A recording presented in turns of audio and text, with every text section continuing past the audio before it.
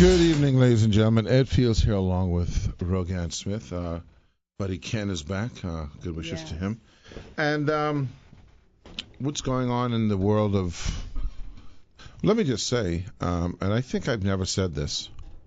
I just came back from New York, and I know I've said this before, that I always tell people when I travel to New York and I drive from the airport to the city, I always look around at the general,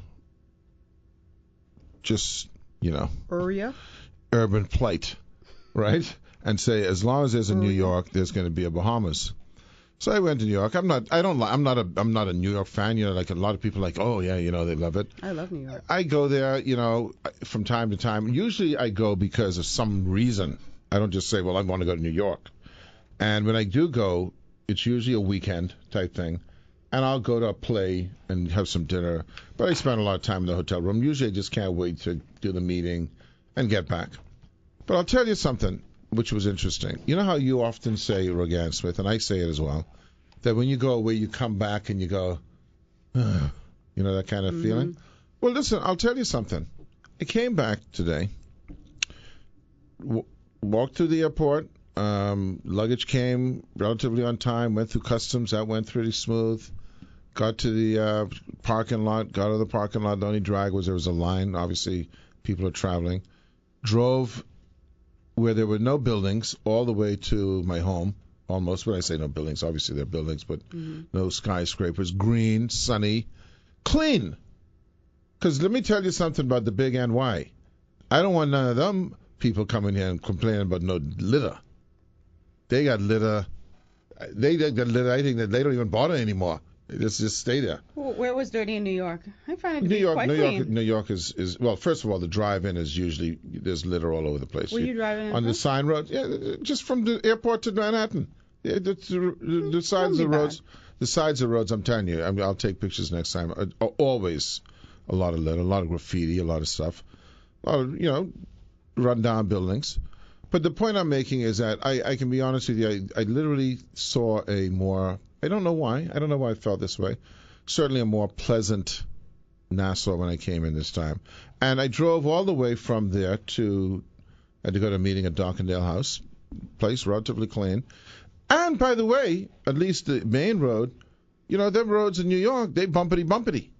You drive in a taxi, man. You bumpity all the way. Bumpity here too. But at least the road from the airport wasn't bumpity. I can tell you that. To Dockendale. And then to PI, and then downtown. Actually, you need to. Let me just say this, and I'll just leave it at that. But we've said this before. We complain about traffic. We really do. Okay. And I just want to say to people, just try a little bit to relax. Yes, we need to improve it. But man, oh man, you wouldn't want to do... I believe if you put a Bahamian in that situation where they had to do that every day, they'll just kill some people. What's the tunnel? Is it Lincoln Tunnel? I'm trying to remember when you come in from... Well, I guess you got the Lincoln Tunnel. You got the Holland Tunnel. It must be the Holland Tunnel. And you got that George Washington Bridge. No, I don't go over that one. I think it's... Don't fool with Holland. That. Unless you got 3-4 days to spare. I've never done that one. Don't fool with that. Holland is crazy. I remember... I don't know what possessed me to drive from Jersey to New York. And you had to go through I that? might as well just blow my brain out. I remember one time I came through that, I think it was the Lincoln Tunnel, and I was staying at a hotel in Times Square. I swear to God, I made the mistake of driving. Oh my And it took me like an hour to get from the tunnel. It's like 3 blocks. Yes. I think it's more than that. It was like, it was not a lot of blocks, but it took me like an hour. I think it was more than that. It's crazy, and and there are people dealing with this on a daily basis. But I get so paranoid. When you use that word, paranoid in those tunnels, because I'm like, if something happens, let's say it's like an explosion. It's like, where are you gonna go? Oh, you're dead. So don't worry about that. Don't worry about the plan. Where are you gonna go? You have to hop out of your car. There's no hopping. You're dead. And leave it there. My baby. Let me say something. I'm going to say something that may sound sexist. Gotta leave it there. Listen, baby. If something happened in that tunnel where you have to get out of your car, hashtag whatever. Hashtag me but too. You have to get out of that car, that thing explodes, the tunnel, you ain't getting nowhere. I mean, if it's like a fire or something up and I'm way behind, I could run out. Yeah. Okay. I did run up. Yeah. Hey, it's good that you keep that in mind. It's like me saying. You It's get like me killed. saying. I It's can- like I me can saying live. when I'm in an elevator and if crash, if I keep jumping, I can be okay. Totally different. You know what I mean? Totally or different. I literally think about like when the plane goes down, how I can survive that crash from 30,000 feet. You have to have hope. So Oh, it's- you have yeah, to. because That's otherwise why you could would die. go through the tunnel. You no, could what I'm die. saying is if you didn't have any hope, And I right? could live. If you didn't have a plan B Yeah, you have to have for your the plan B. for the tunnel explosion, you wouldn't. You know what? I'm for that I tunnel. say fire. I say Well, explosion. Well, fire. I mean, You could have a car on fire and you could well, get a out. car, yeah, but that's not a problem. But I'm talking about the could be. tunnel cracking, like the wall cracking and being flooded. Yeah, I know what Yeah, you could do. yeah. That does give me dead Parry. What's your plan B on that? What, if it floods? Yeah. There's a plan, I have a plan. If you want me to, Well, I can have sell my it to you. scuba- my scuba gear See, she inside learned, boy. my car. She learned it. She Just learned think- yeah. thing. She learned it. And that's what you could do, right? Yeah. That's what Is it? You mean I'm not going to because- do it. I was mean, giving you a is- plan no, B. but would that be but your that's what I plan was B? thinking. Uh-huh. No, it's not going to happen. You don't have time to put on your gear. Yes, I have time. Okay. No, you know what? You should just every time you're going in the tunnel, Just put on your my damn gear. Yeah, like look, what's happening over there? You You laughing got your all you have to do is put on the mask. You got the tank, everything on. I doing that, boss. Yeah, do that. Yeah. And you know what? I could be the And only, you I could be the sole they'll survivor. see you. In fact, what we can do, Your Rogaine, body will be sir, floating. Can I make a suggestion if you don't mind? What they can do, I'll help you lobby. You know I like to lobby for things. Is how they have like a cell phone parking lot? Mm-hmm. What they should have is a scuba, what do you call it? Put on your scuba gear lot. Nope. So you pull to the side before you go in the tunnel. You can put When it I on, leave put on your from flippers. home and I know I'm going through the tunnel, Uh-huh. I put on my gear. Okay, if you want to do it that way.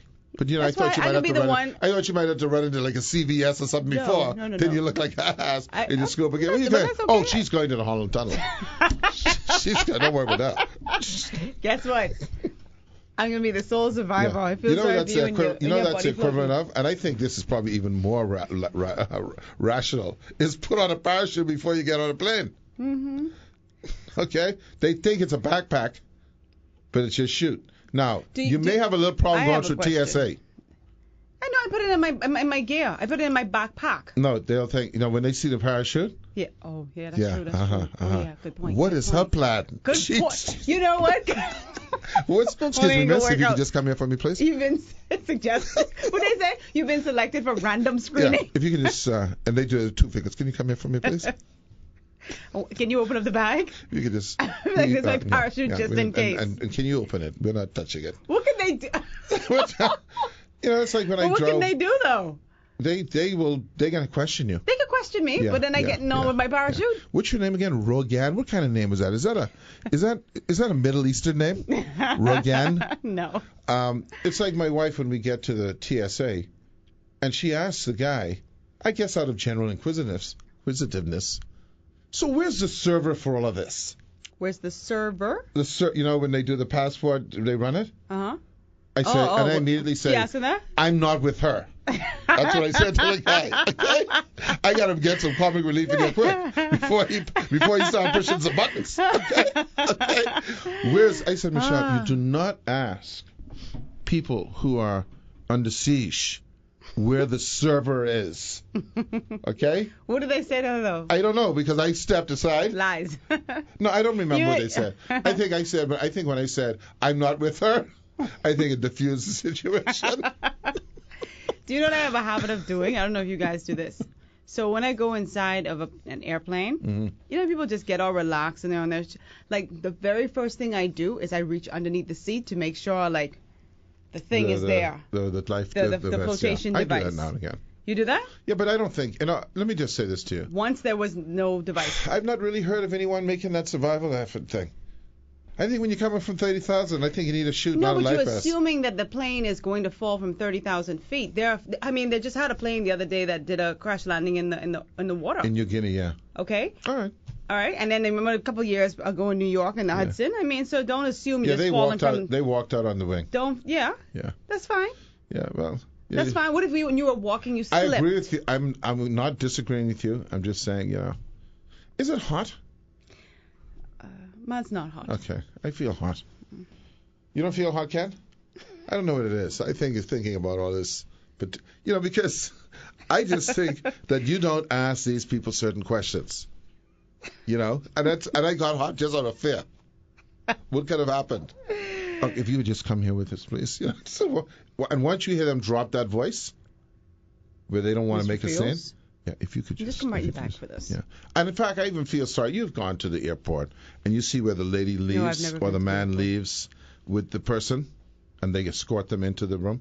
I've been in that room. You mean in the back? You've been, You've been I stay getting pulled over. Oh, okay. Well, that's only because I'm in their system. And yet you wish to carry a parachute. Okay. Mm-hmm. You're already on their list. Okay. And now you're carrying escape things. That's only because of my husband, but okay. No. Is he on the list?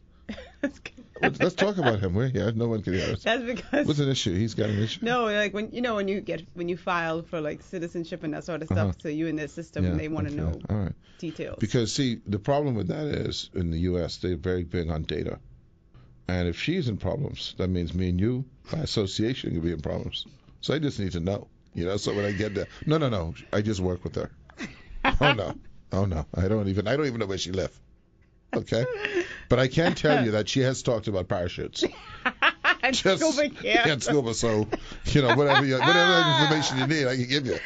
Oh Jesus. Yeah, but thanks for cluing me in though, because I would have gone with that parachute. You would have gone with the parachute? Yeah, I didn't think about when TSA knows something to say. Maybe if you declare it, maybe if you go and say, look, you know, or maybe you get a parachute for everyone, you know. But why? I don't understand why they don't have. You know, on those military planes, right? Mm-hmm. They have those parachutes where, you know, they kind of hook you, and so when you jump, it just deploys immediately. Oh, really? Yeah. You know the air. You know. So they don't have to. They don't have to pull it. No. As soon as you jump, they kind of deploy. Oh. So I think that's what they should do for people. Just put them all. Just give everyone a chute, man. Hook up when you get on. Mm-hmm. You know, leave it on. You know, instead of the seat as a flotation device. Come on, mm-hmm. Give me a break. Them things get full of water so quick. We'll be right back. You need people sometimes, and I'm not going to say what we're doing, just to be there to hand out things. My God. That's all. She's a hand-outer. Don't worry about it. Yeah. We were talking about. We want to give a shout out to Neville Johnson and Dexter Simonet. They listen to the show down there. So yeah. Neville. So thanks for tuning in. Yeah, thanks for tuning in. We appreciate it. And there was another gentleman. Oh, at the airport when I came in, he said, he enjoys listening to the show. Didn't get his name. Happy to hear that. Didn't get his name. Very happy to hear that. Thank you. Your boy. Brett. Bad Brett. Oh goodness me! What can I say about Brett? You know. The thing is, remember I told you that, and these things recur, that if you want to be something of, you know, with security clearances and all that kind of stuff in the States, you need to know when you're about 8 or 9, because that's when you have to make a decision. Okay, I'm not doing anything wrong from this day on. I think they let you go before 8 or 9. They let it slide. You know. But once you get to a certain age in your teens, college, you know, it's a whole thing with if you smoked marijuana. They had a judge, by the way, I forget his name. I want to say, Lord. Oh, Lord, it doesn't matter. But anyway, he was up for judge. They put him up. They found out he admitted on the state he'd smoked marijuana. Mm-hmm. Boom, gone. Sorry, got to go. And today that wouldn't even be thought of as a problem, right? I guess. But this fella, it isn't so much because that was just silly to leave him because he smoked. But what he would have really had a problem with is if he had lied. Mm-hmm. Because, you know, what's this old saying? They say a liar is a thief and a thief is a murderer. Mm-hmm. Okay? You know, if you can't just say, listen, I've had a couple of beers before. And you know what? Sometimes we got out of hand and, you know, silly days. And I may have blacked out a couple of times. But to say, oh no, these things never happened, never ever. Well, why would you know? And then the one I like the best is this, where you could just make up sayings, like boofing. You know about the boofing? Yeah. Well, I looked it up. I googled it. Uh-huh. It doesn't say flatulence. Yeah. It already said what it said. Yeah. It's. I mean, so you heard it, Ken? So he wrote down. Have you guys boofed yet? In the yearbook. Yeah. Okay. Now. he was asked, and he had to know they were going to ask this. He was asked, what does boofing mean? Mm-hmm. And he, without a second, a flatulence. Mm-hmm. Okay, well, so that's just for you. That's just your. So have you farted yet? I mean, that's what you would put. Mm-hmm. But it means injecting drugs or booze anally. Mm-hmm. This is a term. Mm-hmm. And by the way, from SVU, I know about that because. Oh, I only learned about it after this. This No, hearing. I've seen it on a couple of SVUs because addicts or people who want to do it, not smell of liquor or whatever. Or don't want to have injection things. That's how they do it because it goes to the bloodstream because there's a lot of blood vessels. Mm-hmm. Okay? So that's the thing. Yeah, I only learned so about why, it. Brett, do you think no one's going to check that? The Googles. Mm-hmm. Okay? Then you got the Devil Triangle. Oh, that's a beer drinking game. Mm-hmm. Brett, I've been in beer drinking games. Never heard of the Devil's Triangle drinking games. So they're going to get him for lying. That's what they're going to get him for. Nothing else. I watched it too, right? Mm-hmm. Just a couple observations. He's a scary fella. Remember what we talked about? Creepy? Well, we said he was creepy from the jump before this allegation even surfaced. That's what I don't like about him. You think it's entitlement? Yeah, it's that Why? same thing with Samuel L. Jackson with the frat boy thing. Uh-huh. It's that thing. Mm-hmm. It's privilege. Yeah. His temperament worries me. It really does concern me, particularly if you're talking about sitting as a judge. You know what I mean? You got to be neutral, at least pretend. But at the same time, I think, because people were making comparisons between him and his accuser, right? Mm-hmm. She can be calm and collected to an extent because she is the alleged victim. Mm-hmm.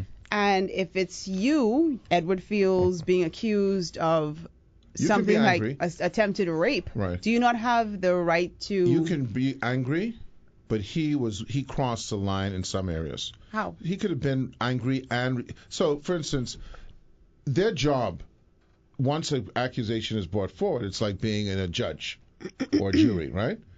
Is to then try to clear you, is to try to find out information so you can defend yourself. But not to be then, well, did you drink? Did you pass out? Right. That's where he crossed that line, man. Combative Yeah. way. So I think you can show passion, but what it's more insidious, Rogan Smith, is I actually think, because I have no trust in the system, that I saw a guy go on TV and say, if he's going to come out after her testimony, he needs to come out like Clarence Thomas did. Well, I was too young to remember how Clarence Thomas and he came talked out. about how Clarence Thomas came out and said, this is just a high-class lynching. He was very adamant, but he never got into the rude thing. Okay? And he did exactly that. I just think it's all an act. That's my thing, that it's an act. And you know why? Because he's trapped. If he did what they accused him of, he can't say no. He's going to be in problems either way. Either way. So he can't admit it. Yeah. So he has to say no in the hopes that something will pass. Right. So, anyway. While I'm happy and he didn't have to lie about the other little things. While I'm happy that, because that just shoots his credibility. Okay? But while I'm happy that, let's just say he did in fact do what he's accused of doing, right? Mm-hmm. Then great. Now women's voices are being heard and people are understanding. The elevator, right? No. But let me finish my point, right? Mm-hmm. This is wonderful that, now women's voices are being heard and their attackers, if he is found to be, have attempted to rape her, this is great. This is great. But I wonder, too, how far we're going, right? In the sense that, I don't know. I feel like, okay, so something, and I'm not, let's just move it away from this example because this is really egregious, right? Mm-hmm. But let's just say you catcalled to a woman 25 years ago, or 40 years ago you spanked your secretary's bottom, right? Unacceptable today, right? She may have giggled at it back then, right? To bring that up in 2018 and to hold that person's actions to today's standards. Right. I don't know how fair it is. There are things that we do in this country, or we've done years ago in this country, that if you brought it up today, I mean, it might have been very benign back then. I just don't. I think, Rogan, that first of all, he can't be judged by others in the sense that what he's going for is a very unique position. Number one, right? Yes, it's not I like, understand It's not that. like everyone going to a regular job, right? This is a lifetime job that's going to determine the lives and well-being That's of people. why I said let's move it away from Right, this. right. I'm talking about if you're the owner of a media company, for example. Listen. So there's a couple of things. There's always this differences. So if 20 years ago, 30 years ago, you said to someone or said, "Hey, baby," I think the public will judge that's not going to be something that's. Oh, I don't. I think the way things are going. No, I think it's where you cross the line of the touching and exposure. All of the guys who you've really? heard. All of the guys. Listen now, check this out. All of the guys who you've heard in the last year who've had major issues, they crossed a line of physicality, of exposure, of all kinds of things. Name them: Matt Lauer, Weinstein, Cosby. Hold on. C.K. whatever his name. Lewis. Lewis. Staying there, masturbate. There's some lines. None of them were just like, "Hey, baby." No. Hey, baby, but you could say something without having touched Matt Lauer somebody. locking the door and exposing himself and showing dildos. Right, but he and didn't touch them. Well, I don't know. I can't recall, to be honest. But he didn't touch them. They say he closed the door and he showed them stuff. And he exposed himself, right? I think. But you're saying physically, they didn't touch them. Or the line of exposure. That's what I'm saying. Where you physically expose yourself. You think of a man, and I can't say it on the air, obviously. If a man, if my boss or somebody says to me, "Boy, I'd like to something you," you know what I mean? That he hasn't exposed himself and he hasn't touched me, but that's inappropriate. Well, I think first of all, there's a time thing. So like if they did it 20 or 30 years ago, and who knows? I don't know how he'll be judged. And he says, "Yeah, I said that. It was a stupid thing to say. It's nothing that's happened again. I realize it was wrong." That he may be judged on that, as opposed to, "No, I never said that," or even to the extent that he repeated that behavior, right? Like you said, "Hey, listen. Not into that. Let's move on from that." Boom, boom. Because you probably he said it maybe once, you may just say, "Okay, you know what? You crossed the line there. That's not happening again." But if he did it repeatedly, you would think it's different because now it's into the. So I think it's case by case. And in this particular case, and we can't just move away because we're dealing with Brett, is it? Brett. Yeah. Brett specifically. His case is a little interesting because it's definitely a level of aggression that's past saying a remark, if it's true. And he's going to be deciding women's things, because this all goes into how does he feel about women. Right. If he's treating women in a certain way, and women bring cases to him, and Roe versus Wade, and these guys, and I'm going to say it very clearly, they talk about the victim, alleged victim, as if, okay, well, it's okay for her life to be destroyed, both by coming forward and by whatever it did it. But now we're destroying his life. Yeah. I mean, come on. It's like saying, that guy killed my sister. But, now you're destroying his life by saying that. I mean, either he killed her or he didn't. I mean, it's who cares about, the impact on him. Now, this is the part that I don't like about the United States. They would take that to a trial, and that's why it was handled poorly. They would take that to a case, they should have investigated this. Yeah, I think so too. I absolutely They should have agree. investigated this before they went to trial. Yeah. Our guest this afternoon is going to be Zhivago Lang, as we say in the Bahamas, Wago. You're going to call him that when he comes in? Well, he's no longer a minister. Is he here? No. He's no longer a minister, but I guess we'll have to call him Honorable Wago.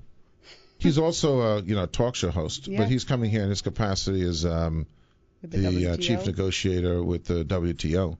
So that'll be an interesting conversation because once again, and I for one are included in this batch of people, there's going to be a lot of commentary, but how many of us really know anything about it except that it's WTO? We know that word. We know that phrase. I know some stuff, but I'm talking in general. I'm hoping.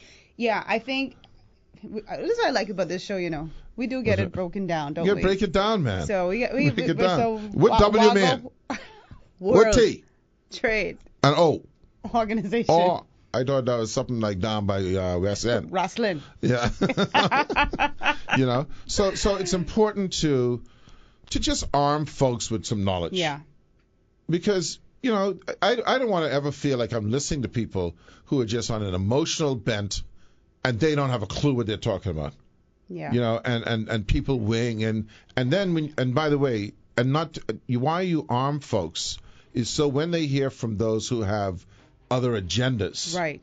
They're able to decipher what makes sense, what Listen, doesn't buddy. make sense. Waggle say? Waggle. All right. We'll be back. We'll do that. Good evening, ladies and gentlemen. Ed Fields here along with Rogan WTO Smith. You know what WTO sounds like? Like a boxing thing. Sounds like wrestling to me. Yeah, you know, like the WTO or the WBO. You remember WBO? No. World Boxing Organization. Mm-mm. But, yeah, so we're going to talk about World Trade Organization. What's interesting is that, by the way, according to what I've heard, and I could be wrong, Wago will enlighten us, the Bahamas is the last in the Western Hemisphere To sign on. And apparently we've been promising to sign on this like about 15 years ago. So we just a little late to the game. But the advantage of that is that there have been so many things that have transpired that we can really go about getting hopefully the best deal. We would have learned from other countries what the pros and cons and the shortfalls are. And I'll disclose to you that I'm on a WTO committee of the Chamber of Commerce, and I'm probably the least knowledgeable about the whole thing. What you doing on that committee then? Well, from the hotel industry sector. And we had a meeting with Mr. Lang and others, and I'll tell you, I was really, really, I guess I want to use the word proud of how well he outlined the whole process. Mm-hmm. And what was also even more important, this is Mr. Lang now, excuse me. I went to the wrong door. I'm going to have to go down and get him. On the side of the building. Okay? Next to the liquor store. Yeah, to the bus. To the bus. Yeah, we on there. Just tell him pull. Yeah. Just tell him pull. Pull the door. He already hung up. Yeah. So I was what was interesting about that? Well, it's live radio. You know, we're like NBC. What is amazing? NBC would have people look. No, they don't. Open the door. No. But that's a fake thing. That those are people who are just pretending to open it, but it's live. What is also very comforting is that when Mr. Lang goes to Geneva and to wherever else they go, I don't know where else they go, that, you know, who's sitting across from the table with these negotiators will be a former Minister of Finance representing the Bahamas. State. And that carries a lot of weight and credibility. Not that the previous, Mr. Winder was the previous negotiator before he took his post with Commonwealth Bank, but not that would not have, not that he was not a good, representative, but it just certain things carry weight. You know, if you said a former prime minister or a former governor or something like that, that carries certain weight with you. So it's going to be really interesting to hear Mr. Lang. I don't know if he's gotten into building. I think he said, you know what? You want to go? You want to take a quick break? Let me go get him. Let me get him. We'll take a break because he might know about WTO but can't figure out business. As I was saying, ladies and gentlemen, we're privileged to have the former Minister of Finance, Mr. Zhivago Lang, who will carry a great deal of weight with him when he goes to these foreign places. But hopefully, there's not a hearing where they have to ask him if he could figure out how to find a door. See, because he'll lose all credibility. It'll be a problem. It'll be a problem, man. A big problem. You know? So, yeah, we're very fortunate to have Mr. Lang with us, who is now, first of all, you're also at the University of Bahamas, right? Yes. You're I'm the Director of Public Policy? I'm the Executive Director and Senior Policy Fellow at the Government Public Policy you're a Institute. Fellow? Yeah, I'm a fellow too. Yeah. I don't know too much fellows. Actually, I know of fellows, but I'm the first one I know. Okay, right. But yeah, man, that's good. But see, we're getting deep now, Rogan Smith, because when you have a tertiary place of education, and you start having fellows, that's next level. Then be there. Yeah, that's the university big shot. Yeah. But more recently, he's been appointed to be the chief negotiator. I think that's the term. Yes, sir. for the Ministry of Financial Services project, which let's say the WTO Ascension Project. I don't know if I'm giving the right phraseology on that, but that's essentially what it is. And I was telling Rogan Smith and our listening audience, to me, and I disclose that I have met with you, and I was very, very, I'll be honest with you, I was very, very proud of the manner in which you outlined this thing. And I think when people hear this, they're going to be quite surprised, because I'm sure you're going to repeat what you told us. And in addition to that, though, Zhivago, I think that, and I don't know how often we've done this, the fact that a former Minister of Finance is in that position, and again, this is not to detract from the previous negotiators, but there's a certain there's a certain weight that I think lends when you're sitting across the table and they know that we are so serious about this that we have appointed a former Minister of State for Finance to this position. So they know we ain't playing. We don't play. That's what we don't play. So, Mr. Lang, how are you doing, first of all? I'm doing okay. By the way, you also have a show. What was your show's called again? Yes, Z-Live. Z-Live. Z-Live. Yeah, It's a great show. Yeah, thank you very Z-Live. much. Should we change this to E-Live? Yeah, go ahead. Hey, I like that. E-Live and Z-Live and Z-Live. E-Live. Yeah, it's kind of like iLive, alive, but it's E-Live. Or your artist partner. Yeah. Easy. Yeah. It does make it a little difficult, Easy though. Live. It Easy does Live. make it a little difficult, though, when you do pre-recordings and say, welcome to Z-Live. Yeah. All right, so, and that's every day, right? That show. Monday to Friday, Yeah, but that's congratulations on that. Yeah. They can't handle that. So anyway, So no, seriously, Me neither. Neither. It's, Take the TH out of that. It's something. Yeah. So anyway, let's talk about WTO, and I think it's probably best to start with perhaps how you presented to us. I mean, you had an opening statement that really, to me, kind of like, okay, I'm gone. You got to live from here. So I think it's important. First of all, it's been said, and I don't know if this is true, you can confirm it or not, that we're the last in this hemisphere, certainly in the Caribbean, to ascend to the WTO. Is that accurate? Well, we're the last to. Every country in the Western Hemisphere is in the WTO except the Bahamas. And there are 21 countries in addition to ourselves who are seeking to join. Right. And it's called an accession. Okay. Yeah. Because you're really joining to access the benefits of the arrangement. See, that's the first time we had that presented like that, at least me. That's the first time. But tell us then about what this entails for the Bahamian economy in a macro sense. You know, I have always believed that if you have a problem, if you don't size it up properly, you run the risk of overblowing it or understating it and therefore never addressing it properly. So I like people to appreciate what is at stake in respect to this negotiations.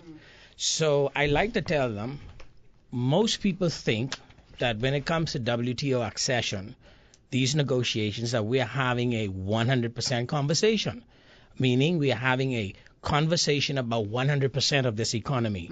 That's simply not true. 80% of the Bahamian economy, either on the goods side or on the services side, and those are the only things you ever trade in the whole world, are goods and services. 80% of the Bahamian economy is already compliant with the rules, principles of the WTO because it's a free trading economy, an open economy. For instance, the best way to understand that is to ask yourself, let's just take goods, the tangible stuff we import or export. Does the Bahamas have any bans on things you can import or export? Like it does outright say you can't do it? Not that I know of. Okay, good. Does it have any quotas, meaning you could only bring in so much or you could only send out so much? No. You can't bring it done. No, you could bring them in with license, but they don't have a limit on how much you could bring in or send out. That's called a quota. So we have no bans, we have no quotas. Do we have technical barriers? Like, is there like some paperwork they literally set up so you can't bring in stuff or send stuff out? Not that I'm aware of. Okay, so those are 3 of the 4 barriers to trade, and we have none of them. The last barrier to trade is called a tariff. a tax on the thing coming in at the border. We know it as duty. As duty. Mm-hmm. That's right. Do we have any of those? Sure. Yeah. Right. It's the one of. This is like the I feel like we're in class at UB. This is like the urban version of WTO. Go ahead. All right. So it's the one of the 4 barriers to trade. So you have tariffs. And you don't have the tariffs to stop things from coming in or stop things from going out. Right. You have it because you do so much of bringing in things. The government say, nah, that's the way to raise money. Right. And But it there has, are some protective we get to measures. that. Okay. It has been doing that for decades, Right. raising money this way. Now, there is of the thousands of items we bring into the country, there's 29 of the thousands that the government says, well, I produce them here at home. 29. Bleach, Chicken. tissue, poultry, water, etc. So in order for them to compete, because the cost of producing them in here is so high, and they're going to have to charge higher prices on them, I'm going to put a high duty on the import so that they can compete. Right. Mind you, the chicken's still cheaper maybe, but it isn't as cheap. So maybe if you're thinking It's fresh, more balanced. yeah, you can do. So for 29 of the thousands of items, And that duty list is a long list. okay, the duty list is humongously long. We have high duties on just a few of them, so that we could protect those industries from competition, more competition. And those would be looked at as barriers to trade. That's right. And they represent less than 2% of your entire economy. Okay? Everything else is about government raising revenue. Right. So, and this is the same tariff Bahamians be trying to duck paying when they come from away. Sure. So you obviously don't like these Oh, tariffs. I've never heard that. Okay? People obviously don't like them because every time you get there, I spend more than $300 or $500 now. Oh, I spend nothing. Oh, I spend nothing. I have 13 suitcases, but that's close, all close. So if, let's say the government itself decided I'm going to lower the duty, everybody be happy. Right. But Except for the people in that business. except to the people who have those protected 29 2%, yeah. items. So we're talking on the good side, 2% of your economy for those 29 protected items. On the services side, you ask yourself, because services is all about you're providing things like banking, insurance, hotel, healthcare. Ask yourself, what is it, because this is the issue, that a foreigner cannot do on the services side of this economy? The answer is 80% of your entire services economy, foreigners can participate in. It's open. It's open, wide open. It has been that way for decades. Hence the work permit. Hence the National Economic Council and allowing the Kersners and the RBCs and the like to come in and work and to operate. Right. So that leaves you with 20% of your services economy that's reserved for Bahamians. Okay, Yes. so that's Under the business. wholesale and retail trade, ground transportation, restaurants other than specialty restaurants or ethnic restaurants, inter-island freight, construction except for specialized construction, and so forth. 15 areas that represent about 20% of your service economy. Legal affairs. Legal affairs, What about yes, real legal, estate? real estate, Doctors. publishing of newspapers, and Salespersons. magazines, Salespersons is in there. import export agencies and the like, Tour right? operators, I think, is in there as well. Yeah, those are in there for sure. So that's the limit. That's the 20% of the economy you reserve for Bahamians. So on the good side, 2%. On the services side, let's say 28%. Total, 30%. The negotiations at the WTO is not about the 70% of the economy that's already consistent with the WTO. So I'm not going there to argue about tourism, Right. banking, which is already now 60% of your economy. Right. Not going to argue with them about even agriculture, because you don't reserve that for Bahamians. That's right. Only a small percentages. No. I mean, really, no. Small farming is just what small farmers do. No one is going to come here to do small farming. No. Yeah. But if you had a big commercial farmer, Right. you would welcome him to come do it. Right. Okay. And we have in the And past. we have in the past. So we're not arguing with the WTO about those areas. 70% of the stuff is already under the table done. Done, no issue, no problem. The negotiations is, can the Bahamas join the WTO and maintain high duties on the 29 items it has high tariffs on for protective purposes, and maintain the reservation it has on 15 of the many services areas that it reserves for Bahamians. That's the discussion. And by the way, can I add this in, Mr. Lang? Sir, Mr. Fellow. First of all, we're going to take a break and we'll be right back. There you go. Good evening, ladies and gentlemen. Ed Fields here along with Shivago Lang, who is the former Minister of State of Finance, and now in addition to being the University of the Bahamas Director of Public Policy Institute, or Fellow thereof. It's a lot of things, a lot of titles. He is also now the chief negotiator for the WTO, which, by the way, Shivago, if you can please enlighten the audience, because a lot of things are floating around, when is the deadline? But is there a deadline? There's no deadline. Okay. There is a date that the government set as a goal for concluding this process, which is the end of next year. Okay.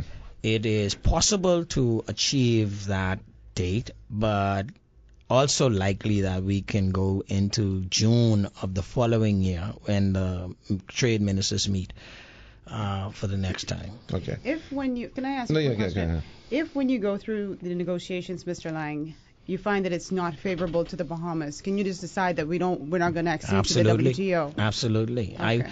I would, as a Bahamian, I would as a professional, I would as someone who has children who have to inherit this place, I would not advise the government to proceed if I thought the net situation for the Bahamas would be negative. Now, that's the interesting thing, the net. Yeah, because, I let me tell you what I do.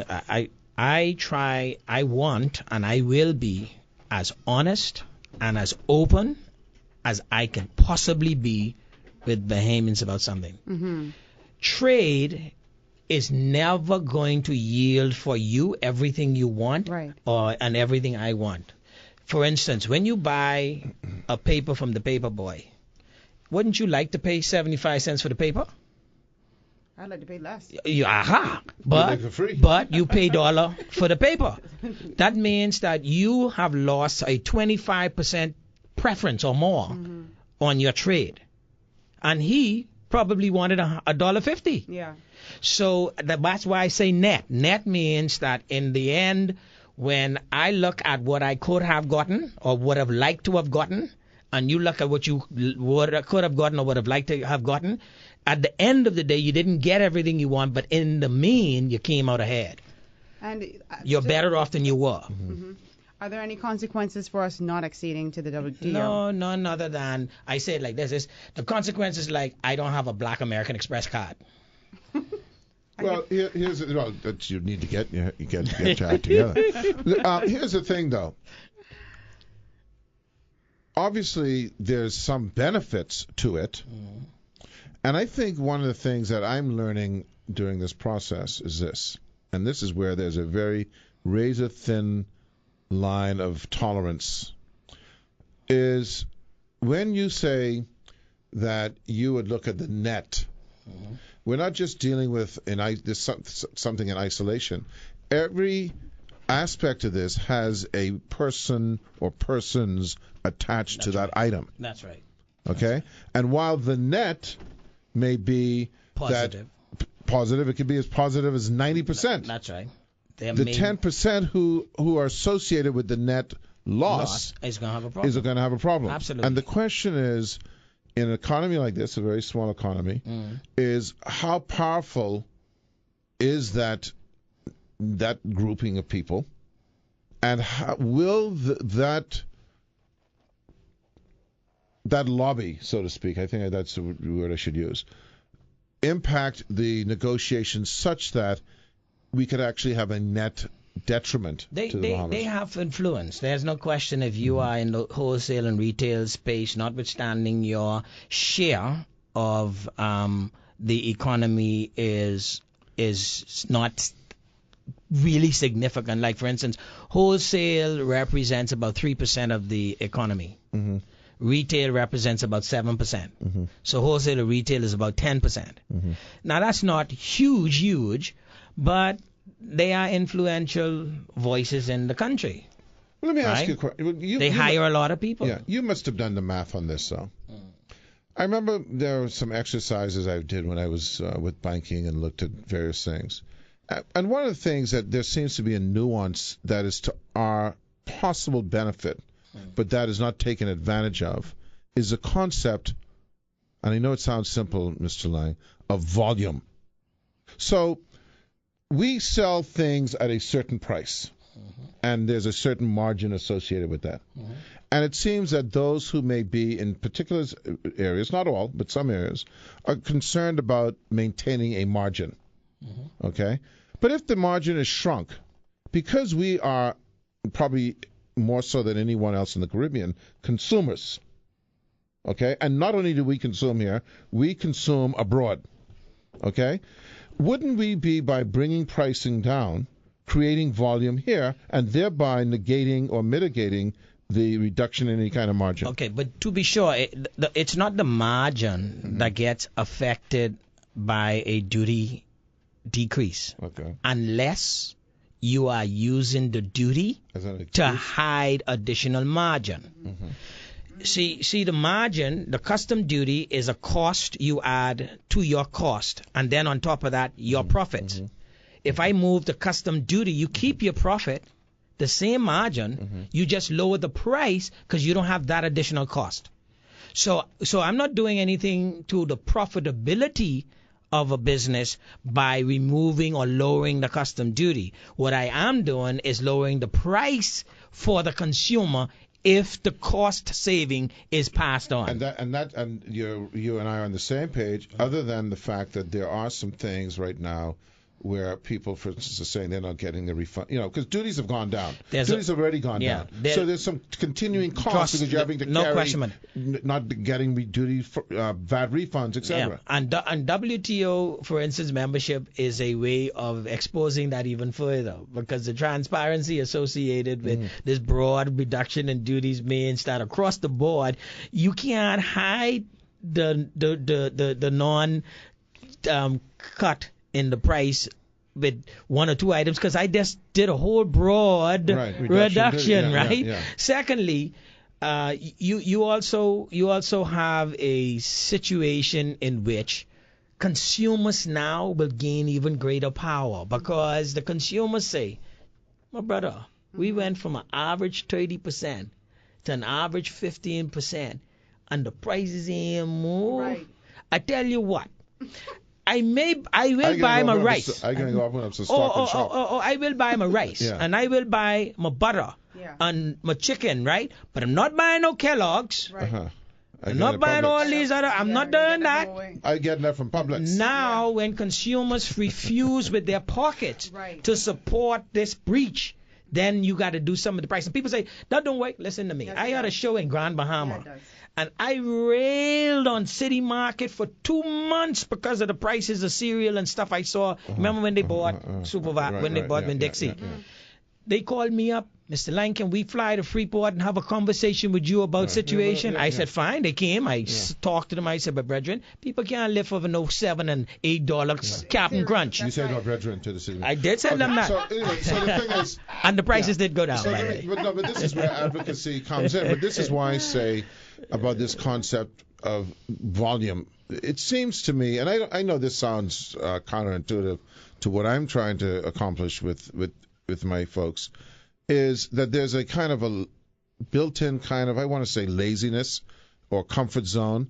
The reality is we do have this nuance. If you're in St. Lucia you don't have that nuance of people who are big consumers going to Miami to buy, who have that option. No. Okay? Here we have a built-in competitive set. Sure. It's called Miami. So no matter what WTO does or doesn't do, I can just get on a plane and stock up on my cereal or whatever the deal Especially is. if you could shop for 2 months. Exactly. Because I did the study. The study is if you're going to do it for Volume. less than 2 months, Right. the savings are really marginal and may Right. not be worth the while. Right. 2 months or more, Right. you got big Because savings. you have to negate You have to the ticket spread, price and you all have that to stuff. spread all the car, cost of travel yeah. across a volume of Right. buys. So what are the major concerns the Bahamians have about WTO? There's a lot of untruths out there. People just don't Sure. understand this at all. Sure. But what's the major concerns that they're having right I'll now? tell you what the major ones are. There is we're gonna lose our sovereignty.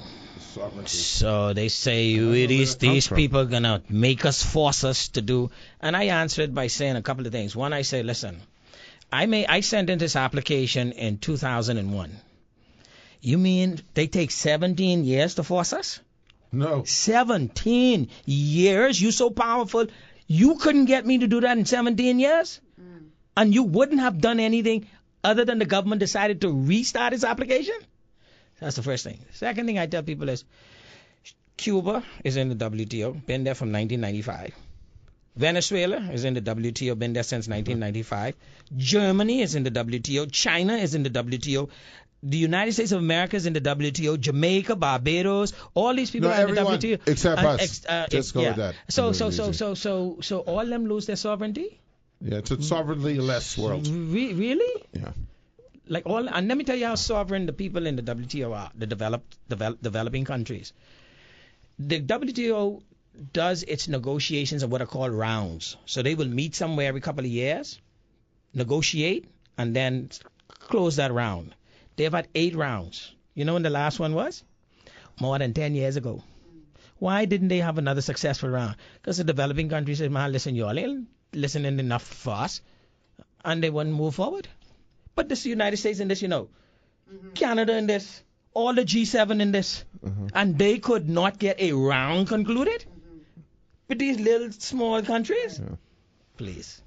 It's a consensus organization. Why then? Hold on. But I want to, beyond the sovereignty issue, is there any other? Yeah. The other one is, we can get Walmart can come in and set up, and all these big companies are going to come and set up in the Bahamas. Well, I also had that argument when we were negotiating the economic partnership agreement. Remember that? Yes, I do. Do you know we signed that 10 years ago? Is there Is Walmart in here? here? Or any European giant in there? Anybody from Carib Forum? I usually get underpants from No? Walmart. So it's just something people believe because they think that this means anybody could just come into your country and to. The other one is, that can mean free movement of labor and people are going to be able to just come and work here. So what I tell them is, I want you to imagine this now. The 164 countries are in the WTO. We could just go there. 164 countries in the WTO, including the United States of America, including Haiti and Jamaica. So the Jamaican and the Haitian can show up at America and say, listen, well, buddy, I come to work because we are in the WTO. I have a WTO passport. Please, not possible. The WTO has nothing to do with free movement of people. Nothing whatsoever. Yeah. So that's another one of the myths that people have tended to put across. And that's about the strongest set that I remember offhand. How is it? This has been going on for 15 years now. You say 17, right? Is it 17? The last one I heard, I have to tell you, last one I heard was, this is a path to the one world order. Oh, yeah, I've heard. What's that? So the Bible says it's going to be one world order, and this is it. Yeah. I don't have an answer for that. I've heard that. I don't have an answer for that. An omen type thing? Yeah, I don't have an answer for that. Yeah. I have to leave that one. That one over there, she's into that kind of. Yeah, I have to leave. I have to leave that. I have to leave. I just know when I go to the WTO and see all those people working from Africa and Latin America, and them. One thing I know is I just don't see one world order. Right? I don't see a one world order. The thing about it is, what is true is the top decision-making body of the WTO is the Council of Trade Ministers. So these are the trade ministers from each member country. So if there's a one world order, all of them including It's yours, what the United Nations said. get together Yeah. and agree Yeah. that we are the one way. This is how much cornflakes can cost. Yeah, exactly. All right. But the reality is this. The reality is this, and this is what I think you're trying to negate in your, because this is, I think, one of the few kind of times that seems that we are opening up the discussion. All right. It's been a kind of a cloudy thing that no one really cared about, but now that it's becoming more and more real, and that we're last, that it becomes more real to us, so we discuss it. But why? How does?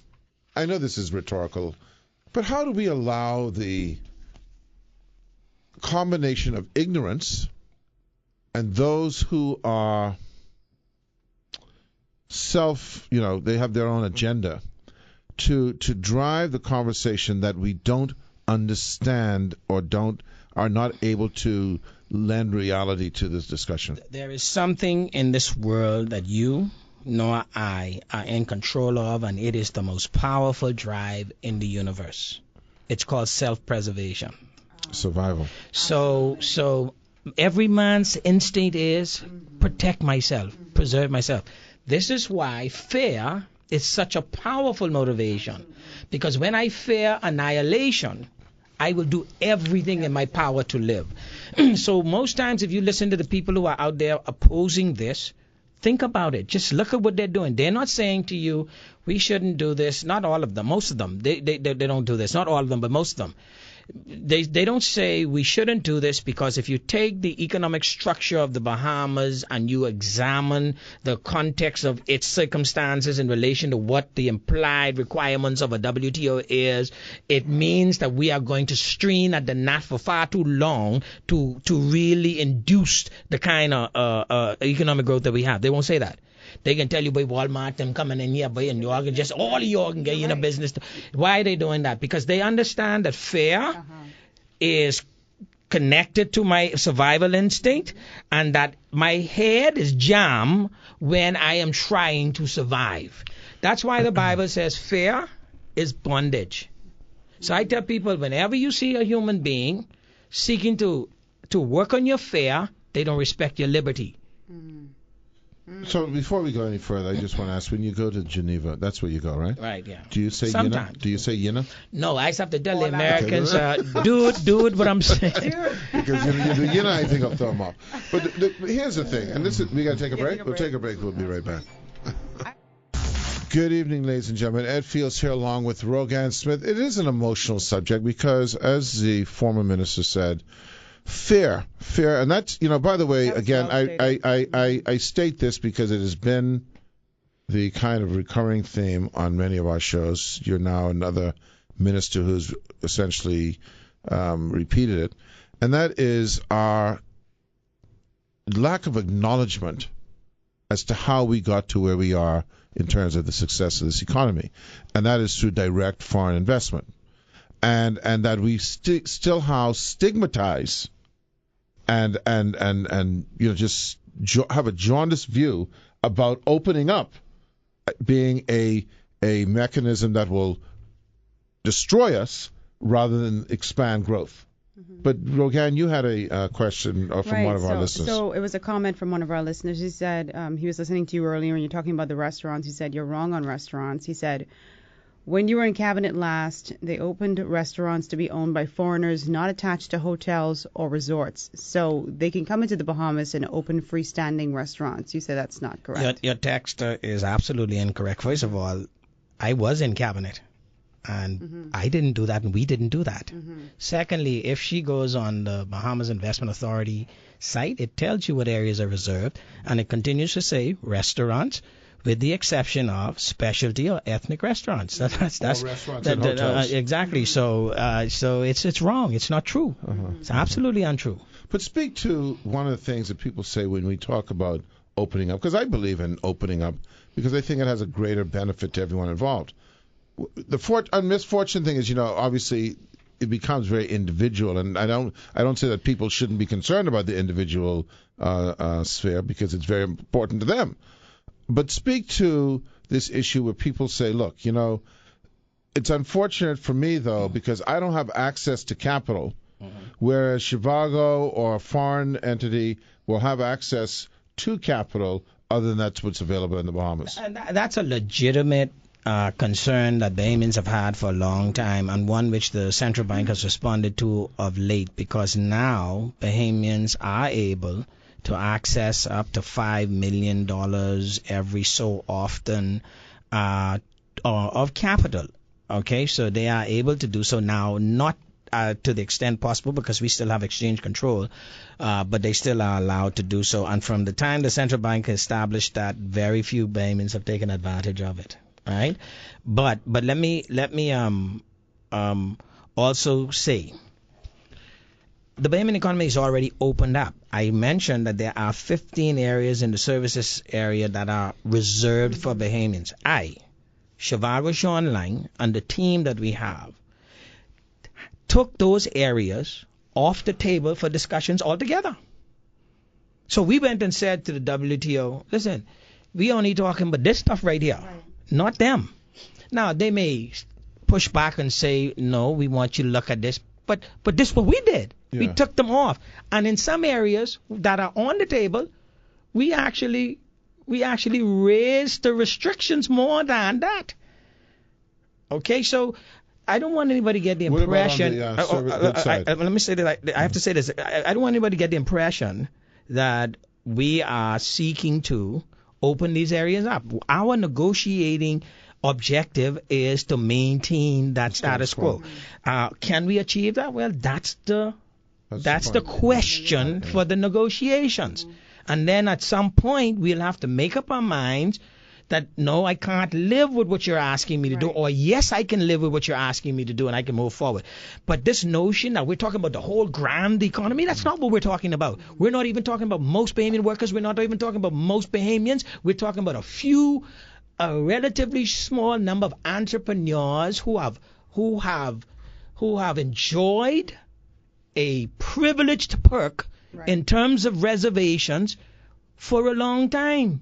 For instance, as a hotelier, if you're a Bahamian hotelier, you have to compete with Atlantis. You have to compete with Bahama. Mm-hmm. You have to compete with all these people. But wouldn't you as a Bahamian want to have people say, no, I want tourism be for only Bahamians? What's the difference? Are you more Bahamian than the other Bahamians? But this is what we've chosen to do, though. And that's fine. I understand it. Mm-hmm. So we are seeking to reserve it. But let's understand what we're doing. We're not talking about the 100% of the Bahamian economy. We're talking about 20% of it that has a narrower group of people who benefit from it. God bless them. I don't envy them. But let's be sure we are understanding what we are talking about. Let me ask you, you said that you kept on the table the reservations we have with regard to the services side. We took it off. I mean, altogether. This ain't even up for discussion. I suppose what I was saying is that we are where we are with that. That's what's on the table. We ain't moving on that. Is that the situation with regard to goods as well? You know, you talked about those 29 on the good items. Side. On the good side, what we do is we have sought to quantify whatever support for these agricultural products, etc., that we have, and say, listen, this way I want to keep the duty way up there. Way up there. I ain't give a single lick away in an offer we've made. On production of goods like water, nothing, things like that? Not a single lick.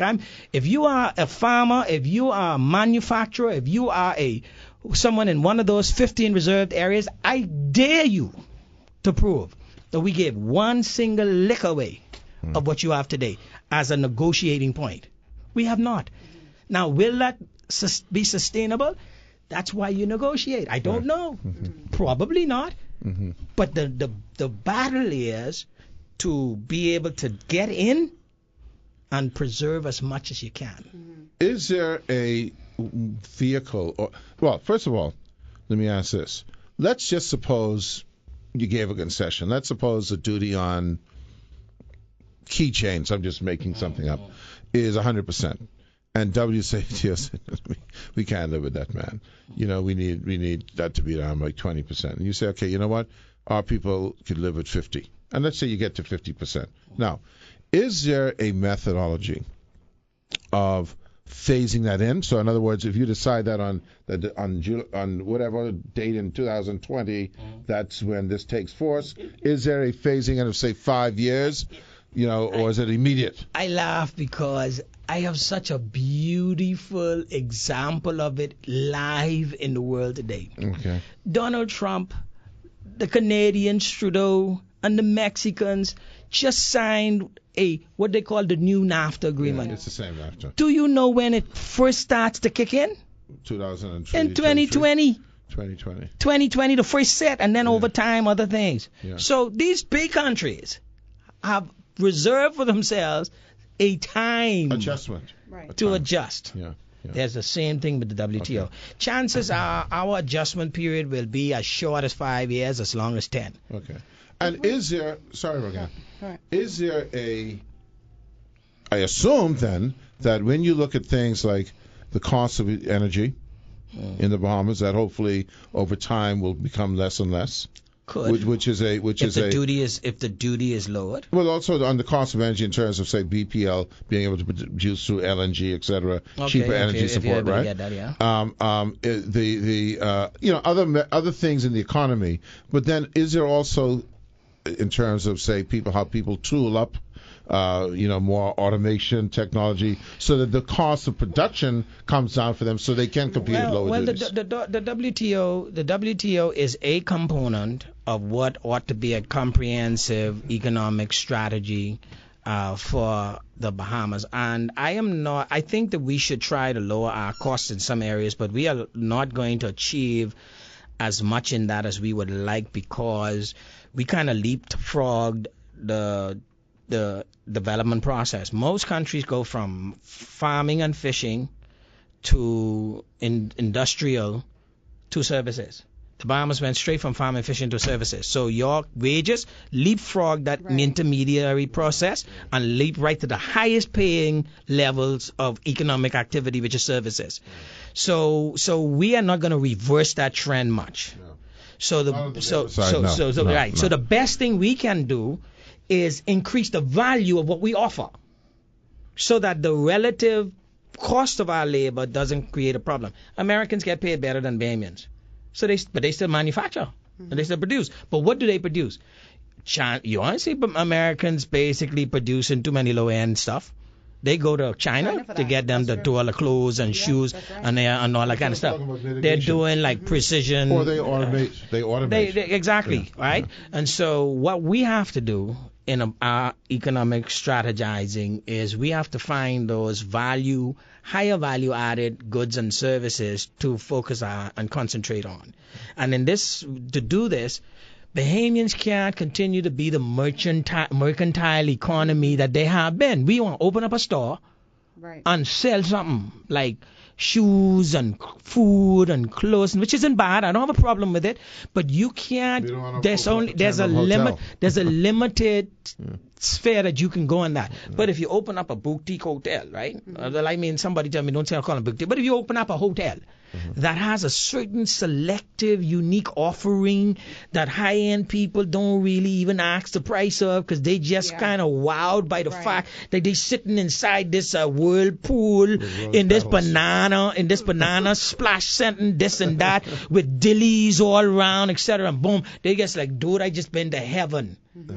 And I just paid $200. I just paid like $600, $700, $800 a night. They ain't gonna worry about it. Yeah. Is there an exit strategy if we accede to the WTO? We don't want to be a part of it anymore. Well, there's always an exit strategy because no one forcing you in and nobody can keep you in.